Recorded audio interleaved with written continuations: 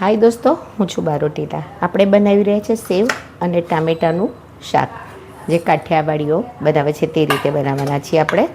તો ટામેટાં તમે તમારી માણસોની ગણતરી પ્રમાણે તમે વધારે ઓછા લઈ શકો છો. અંદર આપણે રાઈ મૂકી છે અને જીરું મૂકીશું.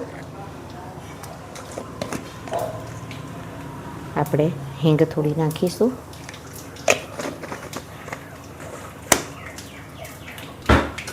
તતળી જાય એટલે આપણે લીલા મરચાં છે, 2 ઊભા સમારેલા છે ને 2 થી 3 લસણની કળી ઊભી સમારેલી છે અને લસણની પેસ્ટ છે, મરચાંની પેસ્ટ છે અને લીલા લીમડાના પાન છે. અને આ હું લાલ મરચાંની અને લસણની ચટણી છે જે વઘારમાં નાખું છું.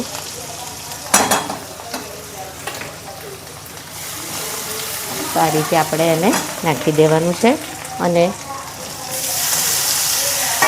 વઘારી દેવાનું છે ટામેટાને.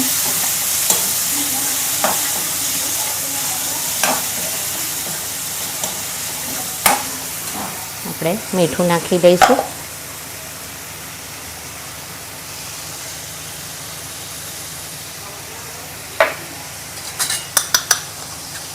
મરચું પાવડર નાખીશું. મરચું તમે વધારે ઓછું કરી શકો છો.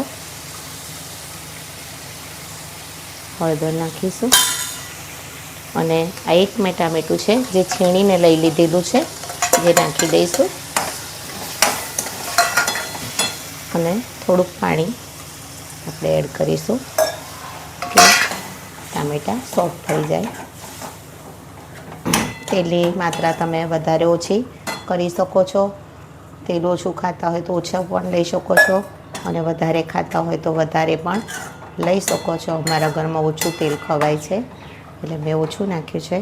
આપણે થોડીક વાર એને ઢાંકી દઈશું.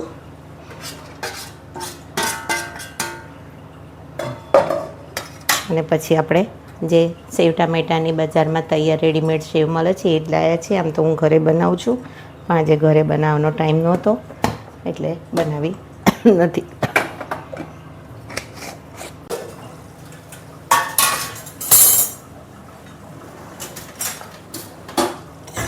તમે જોઈ રહ્યા છો કે મસ્ત ટામેટાં એક રસ થઈ ગયા છે. આ સ્ટેજ ઉપર આપણે થોડોક ગોળ એડ કરીશું. ગોળ પણ આવે એટલું નહીં નાખવાનું, પણ ટામેટાં છે એટલે થોડો ટેસ્ટ બેલેન્સ થશે.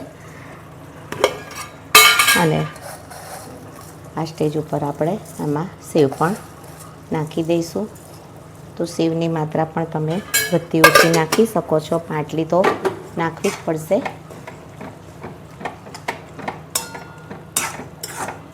તો તૈયાર છે સેવ અને ટામેટાનું શાક, જે બાજરીના રોટલા સંગાથે કે પરોઠા સંગાથે, રોટી સંગાથે બધાની જોડે સરસ લાગે છે. સેવ અને ટામેટાનું શાક સર્વિંગમાં લઈ લઈએ છીએ.